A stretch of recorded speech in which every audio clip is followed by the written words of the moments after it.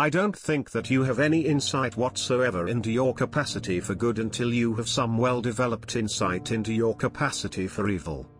When you have something to say, silence is a lie.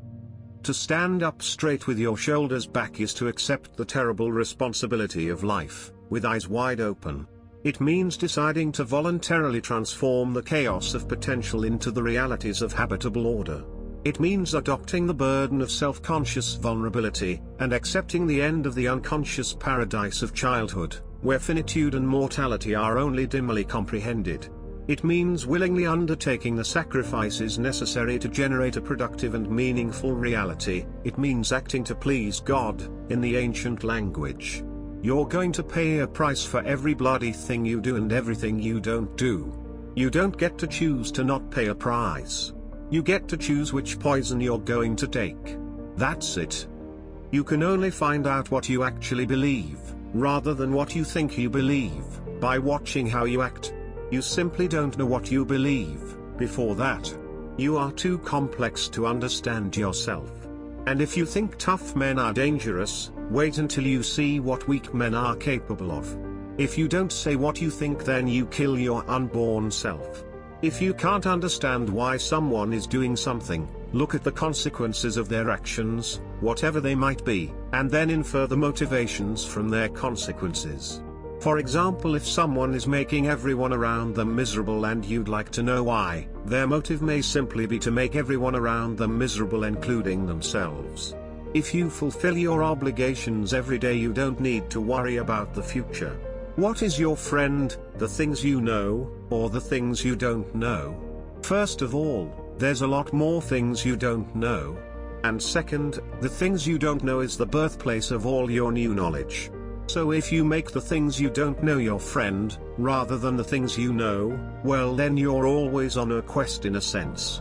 You're always looking for new information in the off chance that somebody who doesn't agree with you will tell you something you couldn't have figured out on your own. It's a completely different way of looking at the world. It's the antithesis of opinionated. It took untold generations to get you where you are. A little gratitude might be in order. If you're going to insist on bending the world to your way, you better have your reasons. Life is suffering. Love is the desire to see unnecessary suffering ameliorated. Truth is the handmaiden of love. Dialogue is the pathway to truth. Humility is recognition of personal insufficiency and the willingness to learn. To learn is to die voluntarily and be born again, in great ways and small.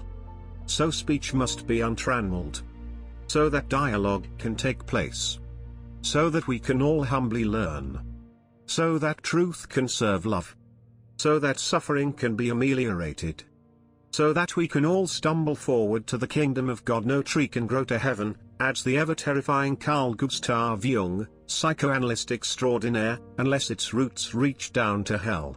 To suffer terribly and to know yourself as the cause, that is hell. Intolerance of others' views, no matter how ignorant or incoherent they may be, is not simply wrong. In a world where there is no right or wrong, it is worse. It is a sign you are embarrassingly unsophisticated or, possibly, dangerous. Women select men. That makes them nature, because nature is what selects. And you can say, well, it's only symbolic that women are nature. It's like, no, it's not just symbolic. The woman is the gatekeeper to reproductive success. And you can't get more like nature than that. In fact, it's the very definition of nature. The purpose of life, as far as I can tell, is to find a mode of being that's so meaningful that the fact that life is suffering is no longer relevant. Don't underestimate the power of vision and direction. These are irresistible forces, able to transform what might appear to be unconquerable obstacles into traversable pathways and expanding opportunities. Strengthen the individual. Start with yourself. Take care with yourself. Define who you are. Refine your personality. Choose your destination and articulate your being. As the great 19th century German philosopher Friedrich Nietzsche so brilliantly noted, he whose life has a why can bear almost anyhow. So, attend carefully to your posture. Quit drooping and hunching around. Speak your mind.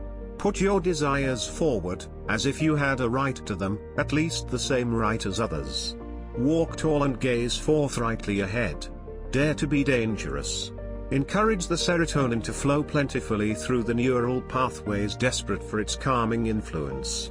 Perhaps you are overvaluing what you don't have and undervaluing what you do.